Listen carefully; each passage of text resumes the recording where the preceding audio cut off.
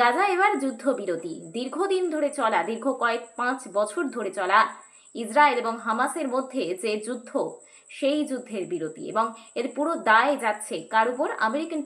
মার্কিন president Donald ট্রাম্পের উপর, যাকে নিয়ে সারাক্ষণই চলে নানান রকম মশকরা, ঠাট্টা, বিদ্রুপ, যাকে নিয়ে তৈরি হয় মিমের বহর।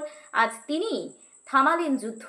ইতিমধ্যেই মিশরে একটি শান্তি আলোচনার ডাক দেওয়া হয়েছিল, আর সেই শান্তি আলোচনা থেকেই জানা গিয়েছিল যে যুদ্ধ থামবে। নমস্কার, আপনারা দেখছেন মেদিনীপুর টিভি। আমি এই মুহূর্তে আপনাদের সাথে রয়েছি সুস্মিতা। আর এই মুহূর্তে যে বড় খবরটার দিকে নজর রাখবো সেটা হলো যুদ্ধবিরতি। যুদ্ধ নয়, শান্তি চাই। বারবার বিভিন্ন কবি, সাহিত্যিক, ঔপন্যাসিক থেকে শুরু করে বিদ্বজ্জনেরা কথা বলে এসেছেন, কিন্তু তা সত্ত্বেও চলেছে যুদ্ধ। হয়েছে রক্তক্ষরণ, হানাহানি, মারামারি, বহু মানুষের প্রাণ গিয়েছে, বহু মানুষ হয়েছেন বিপর্যস্ত, বহু সন্তান হয়েছে অনাথ, বহু ঘর গিয়েছে ভেঙে। শুধু তাই নয়, পাথরের মতন, তাসের ঘরের মতন ভেঙে পড়েছে। কথায় বলে রাজায় রাজায় যুদ্ধ হয় আর উলু খাগড়ার প্রাণ যায়। একেবারে সত্যি কথায়।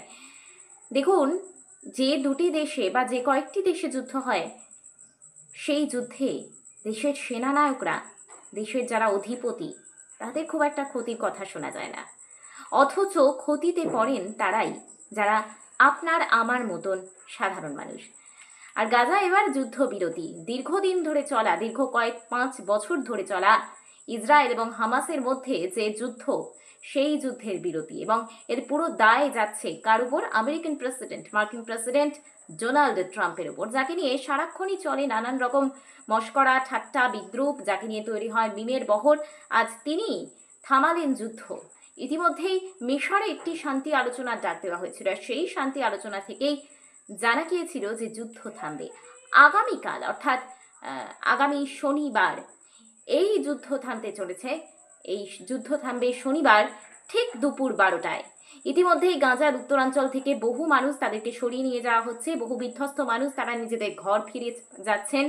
অনেক মানুষ কোলে সন্তানকে নিয়ে নিজের সামান্য শেষ সম্বলটুকু নিয়ে ফিরছেন। তার কারণ গাজায় যুদ্ধবিরতি। ইতিমধ্যে মার্কিন সেনাও নামানো হতে চলেছে আগামীকাল, কারণ মার্কিন সেনা এই সকল সাধারণ মানুষকে তারা পৌঁছে দেবেন নিরাপদ আশ্রয়ে, যাতে তারা নির্দিষ্ট সময়ে অক্ষতভাবে পৌঁছতে পারেন নিরাপদ আশ্রয়ে, সেই কাজই করা হচ্ছে।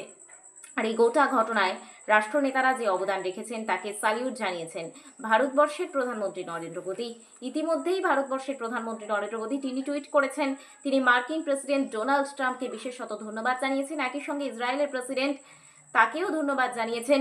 মূলত গাজা শহরকে কেন্দ্র করে এই যুদ্ধ আবর্তিত হয়েছিল। গাজার অসংখ্য মানুষ তারা প্রাণ হারিয়েছিলেন, অসংখ্য মানুষ তাদের সম্পত্তি হারিয়েছেন, সন্তান হারিয়েছেন, হাহাকার পড়ে গিয়েছিল।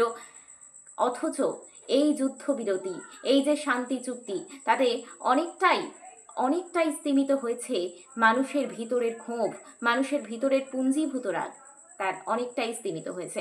স্বাভাবিকভাবেই এই যুদ্ধবিরতি সকলের কাছে একটি ভালো ইঙ্গিত। 2026-এর শুরুর ঠিক আগ মুহূর্তে এই যুদ্ধবিরতি সাধারণ মানুষের কাছে আবারও বার্তা দিল শান্তি।